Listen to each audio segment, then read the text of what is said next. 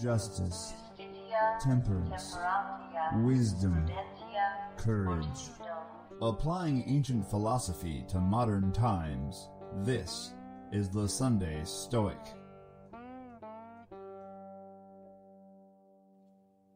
Episode 31 of the Sunday Stoic. Here in the United States, it's Halloween, so let's do a ghost episode. Well, sort of. What happens when we die? Well, we've talked about the Stoic view of death, but what about their view of the afterlife? Let's be clear, starting off, that ancient philosophy is not the same thing as religion, but philosophers are thinking people, and they naturally have something to say about it. They've thought about it, and they may have had their own religions, or they may not, but they've thought about the afterlife. Now, the ancient Greeks thought of the afterlife in Hades as kind of a dismal, dark place. But the Romans, well, some of them may have held to this Greek view, but they had a lot of variation. And that variation can also be seen in the Stoic philosophy, as well as Epicurean philosophy. The Epicureans had a view of death that was a little bit different than the religious view of death. Epicurus says, "Death is nothing to us. When we exist, death is not. And when death exists, we do not." So their view is when you're dead, you go back to atoms, you're gone, you're done for. You go back to the universe that created you. Now the Stoics had a bit of a varied view on this. Like I said, it's not a religion, and anything in philosophy is up for debate, so you don't always see every Stoic agreeing with each other on every topic. But the Stoics tended to think that there was an afterlife, or at least a chance of one. The Thoughts of Marcus Aurelius, Book 7, number 32. About death, whether it is a dispersion or a resolution into atoms, or annihilation, it is either extinction or change. Book 8, number 58. He who fears death either fears the loss of sensation or a different kind of sensation. But if you have no sensation, neither will you feel harm, and if you acquire another kind of sensation, you will be a different kind of living being, and you will not cease to live. Moral Letters to Lucilius by Seneca, number 102. Someday, the secrets of nature shall be disclosed to you. The haze will be shaken from your eyes, and the bright light will stream in upon you from all sides. Picture to yourself how great is the glow when all the stars mingle their fires. No shadows will disturb the clear sky. The whole expanse of heaven will shine evenly, for day and night are interchanged only in the lowest atmosphere. Then you will say that you have lived in darkness, after you have seen in your perfect state the perfect light, the light which now you behold only darkly, with vision that is cramped to the last degree. And yet, far off as it is, you already look upon it in wonder. What do you think the heavenly light will be when you have seen it in its proper sphere? Such thoughts permit nothing mean to settle in the soul, nothing low, nothing cruel. They maintain that the gods are witnesses of everything. They order us to meet the gods' approval, to prepare ourselves to join them at some future time, and to plan for immortality. He that has grasped this idea shrinks from no attacking army, is not terrified by the trumpet blast, and is intimidated by no threats. How should it be that a man feels no fear if he looks forward to death? He also who believes that the soul abides only as long as it is fettered to the body, scatters it abroad forthwith when dissolved, so that it may be useful even after death. Consider how much we are helped by good example. You will thus understand that the presence of a noble man is of no less service than his memory. Farewell.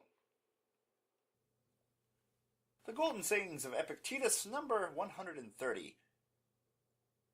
But do not call something an evil omen if it is only a natural thing, such as the reaping of corn, as well as say of the fall of the leaf is an evil omen, that the dried fig should take the place of the green, that raisins should be made from grapes. All of these are changes of a former state into another, not destruction, but an ordered economy, a fixed administration, such as leaving home, a change of small account, such as death, a greater change. Shall I then no longer be? Not so. You will be, but something different, of which the world now needs. For you were born not when you chose, but when the world had need of you. So what happens when we die? Well, the Stoics thought that the Epicureans could be right. They also had some of their own ideas. Marcus Aurelius and Epictetus both indicate that death is a natural thing, and it's probably just a change from our current way of being. Now, they don't guarantee we live on after death, but we might be recycled back to the universe. We might be conscious, we might not. So think of it this way. Just as the wine you are drinking is not the grape that once was, so you too shall be changed. Marcus also contemplates that death could be a recycling back to the universe, a simple annihilation, like the Epicurean stated, or, maybe you do live on. He's not entirely sure. But either way, he says there is no harm done. Either you will be changed in the afterlife or you will not exist. And if you don't exist, you can't be harmed. So Marcus often talks about the soul returning to the logos, basically going back to the universe. So they thought there was a soul.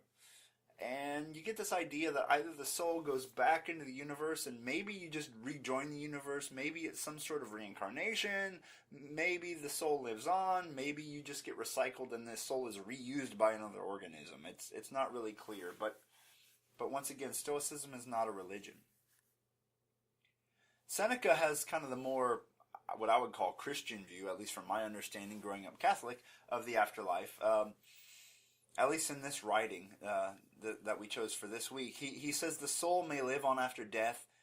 We may still retain our identity, and we may actually be able to understand the universe. So when we die, the heavenly light will shine upon us, and we will know how the universe works. The secrets will be revealed to us. So this is like the ultimate wisdom coming forth.